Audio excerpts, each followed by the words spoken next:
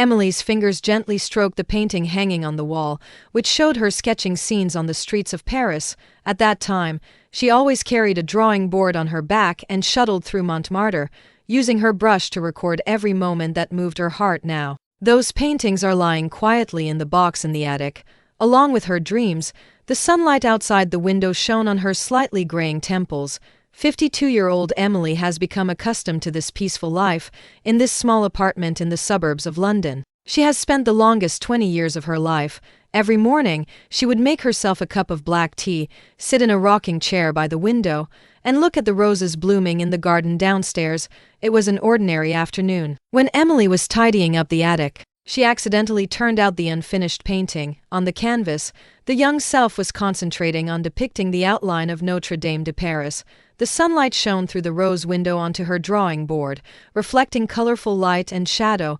Memories came flooding back, and she seemed to smell the aroma of coffee by the Seine and hear the accordion of street performers. Emily's fingers trembled slightly. She remembered that day when she was painting this picture.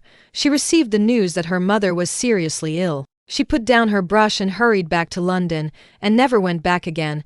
After her mother died, she stayed here, found an ordinary job, and lived an ordinary life. Those dreams about art were gradually replaced by the trivialities of life. She took the painting downstairs and set up the long dusted easel. The sun was still bright, the roses were still blooming, but the hand holding the pen was no longer young. Emily took a deep breath, picked up the brush, and began to fill in the blanks. The paint flowed on the canvas, and time flowed back at the tip of the pen. She seemed to have returned to that hopeful age. Days passed, and Emily's life was still peaceful. She no longer longed for fame as she did when she was young, nor did she regret her unfinished dreams. Painting became a part of her life. As natural as the cup of black tea every morning, she began to paint the roses outside the window, the cafe on the corner, and every ordinary moment in life. Gradually, neighbors noticed this lady who always painted quietly. They began to stop and watch, and sometimes sent a bouquet of flowers or a piece of cake.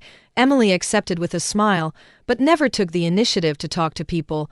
More life began to appear in her paintings, with old people jogging in the morning, children playing, and couples hugging each other. One morning after the rain, Emily set up her easel as usual. The sun shone through the clouds, casting mottled light and shadow on the wet streets.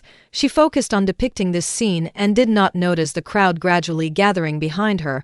When she put down her brush, she found that there were people standing around her, and they quietly admired her paintings with admiration in their eyes. At that moment, Emily suddenly realized that true art is not about fame and fortune, but about the love and perception of life. She no longer insists on completing the unfinished Paris sketch, but hangs it on the wall as a mark of her life.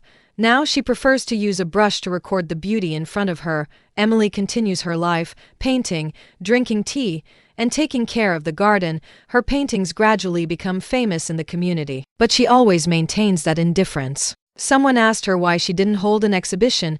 She just smiled and shook her head. For her, being able to paint quietly and feel the beauty of life is enough. In Emily's small apartment, the unfinished Paris sketch is still hanging on the wall, and next to it is her latest work, an oil painting depicting a rose garden outside the window. The two paintings complement each other, telling a story about dreams and reality, persistence and relief. The sun still shines into this small house every day, illuminating the canvas and warming Emily's calm and satisfied heart.